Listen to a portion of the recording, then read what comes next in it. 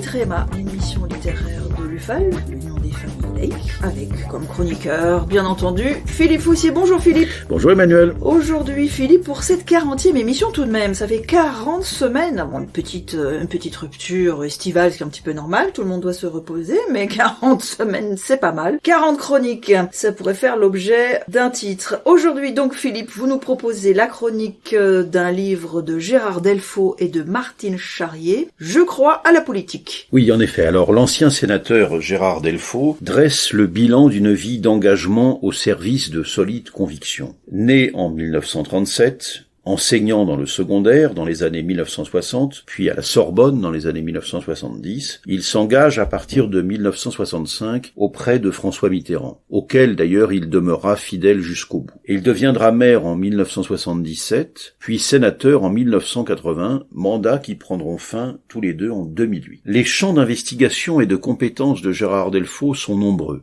Jeune agrégé, il publie des livres sur Jules Vallès ou Karl Marx. Plus tard, élu, il mène des combats résolus en faveur des services publics, la poste notamment, du droit au travail, des personnes handicapées, pour devenir, à partir du centenaire de la loi de séparation, 2005, un auteur prolifique sur la laïcité et même directeur de la seule collection débats laïques consacrée à ce sujet dans le monde éditorial. Alors dans ce livre dense, composé d'entretiens avec la journaliste Martine Charrier, Gérard Delfau ne se contente pas de balayer les sujets. Pour ceux qui auraient à se documenter sur la vie d'un élu local et d'un parlementaire, sur l'harmonie entre l'action et les convictions, cette fresque qui couvre un gros demi-siècle de vie publique est manifestement une bonne source. De la bagarre de 25 ans pour le contournement routier de la commune dont il est maire, Saint-André de Sangonis, aux dégâts de la crise viticole dans le Languedoc, de la mobilisation pour la présence des services publics en milieu rural, à l'engagement dans les comités de bassin d'emploi, en passant par les enjeux d'urbanisme et d'aménagement du territoire, on comprend que Gérard Delfau ait foi en la politique, comme l'affirme fièrement le titre du livre. Car il démontre qu'elle peut en effet la politique changer la vie, si tant est que ceux qui disposent d'un ou a fortiori de plusieurs mandats fassent le choix de l'action, munis de courage, et prémuni contre le clientélisme. Mais il s'agit d'un éloge du politique.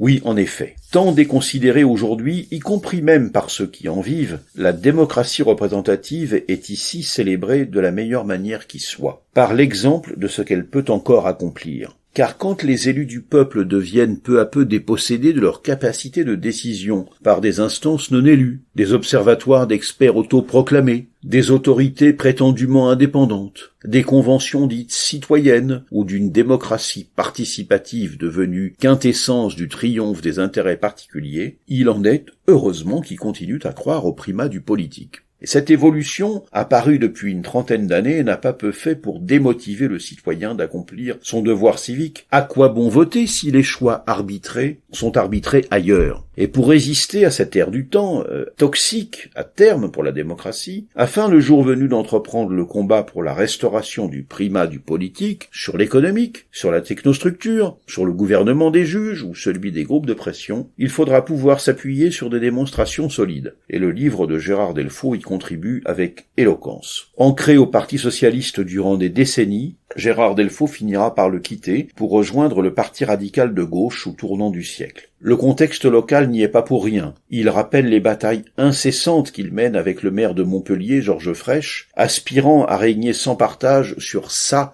Septimanie. Les évolutions du Parti socialiste non plus, dont il fut un temps membre de la direction nationale, et l'auteur ne manque pas d'exercer son droit d'inventaire sur Lionel Jospin. Gérard Delfau démontre aussi sa capacité à conserver ses convictions de gauche quand d'autres se laissent porter par les vents dominants. Alors c'est vrai bien sûr s'agissant de la laïcité, qu'il promeut avec une énergie salutaire, mais face aux zélateurs du revenu universel, par exemple. C'est vrai aussi donc du droit au travail, qui permet par son affirmation de ne pas couper la gauche des employés et des ouvriers, ce qui semble pourtant un horizon révolu pour de larges fractions de ce camp politique. Delfau nous dit « La gauche a perdu le sens de l'histoire ». Dès lors, apparaissent les principaux ressorts de la crise du politique qui sévit aujourd'hui. Assurément, on trouvera dans ce livre des pistes pour ne pas s'y résigner.